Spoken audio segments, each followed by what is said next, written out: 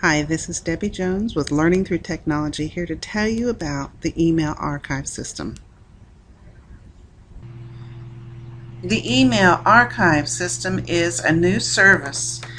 It is mandatory that we keep the emails for at least 5 years. Now, in order to access the archive, there are only 5 seats, so only 5 users can be in this at one time. As soon as one person logs off, someone else would be able to enter the archive. You must be on the school network to be able to access the archive. You will not be able to do it from home. Attachments will be included in the archive, so if you have a message with an attachment, it will look just like it did when it was first sent. The message will have the attachment attached.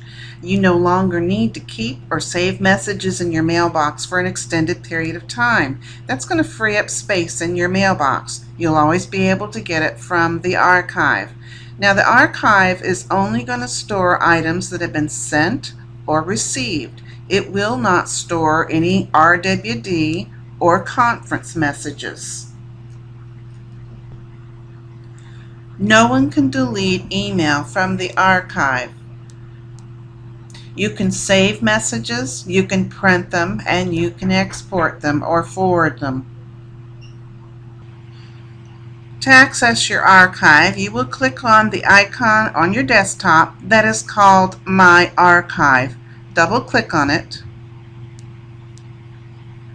It retrieves the archive, and there is one icon in here called View Archive, and you'll click on that one time only.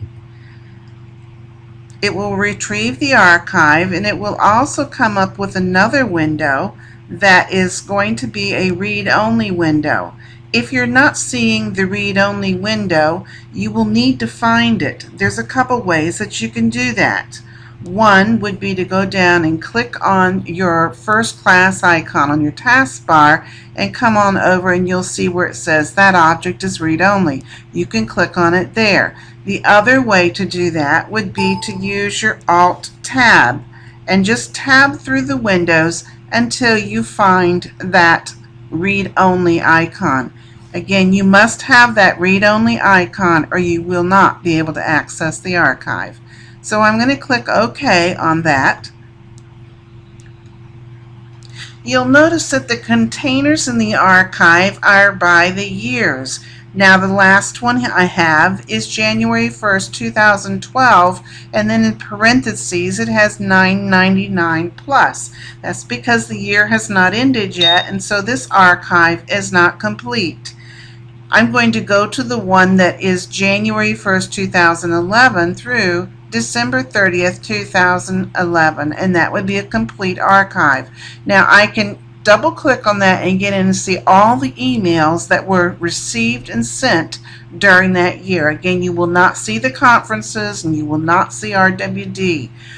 The other thing I could do would be to search for an email, because there's going to be an awful lot of emails in that container. Maybe I'm going to look for something that has to do with Christmas. So I would take the file icon up here, and this will allow me to filter. So I'm going to type in my search term, Christmas, and tell it to find. Now, I didn't do a lot of options on that. This is going to bring up all the items in there that may have the word Christmas in it. I'm going to go back and show you how I can even refine that search by clicking on More Options. At this point, I can choose particular dates. I can tell it to include everything, or I could get into it and just say subcontainers. I could tell it to look only in the To field or the From field, or maybe I only want it to look in the text body. I'm going to click on Find, and it will filter and find all the messages that have Christmas in them. Now, I asked for body and also in the subject line. So let's see, let's find one. Here's one right here. Some Promethean agendas. You'll note that in the attachment area, Each one of these Word documents is an attachment that was sent with this original email message. And there's the word Christmas in the body of the message. Now, if I want to send this to myself, I'm just going to click on Forward. And in the To field, I'm going to put my first name, a space, my last name, and a comma. And then I'm going to hit the Enter key, and it will fill in the remainder of the address. Now, it's always first name, space, last name, comma.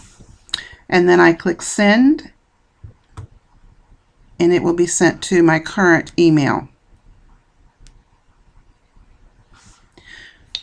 And there's the bell that lets me know that it has gone there. So now I can go back into my regular email. This is the filtered mail. I'm going to go to File and just tell it to close that filtered mail. I don't need that open. That was my filter. I'm going to close that. This was the archive. Okay. And I'm going to go back into my email here.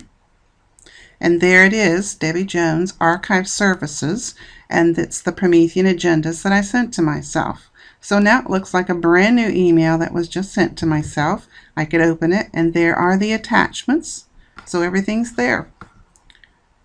Now, if you have problems with the archive service, please find someone at your school that has been successful with this. And if not, then watching this video again should help. Thank you.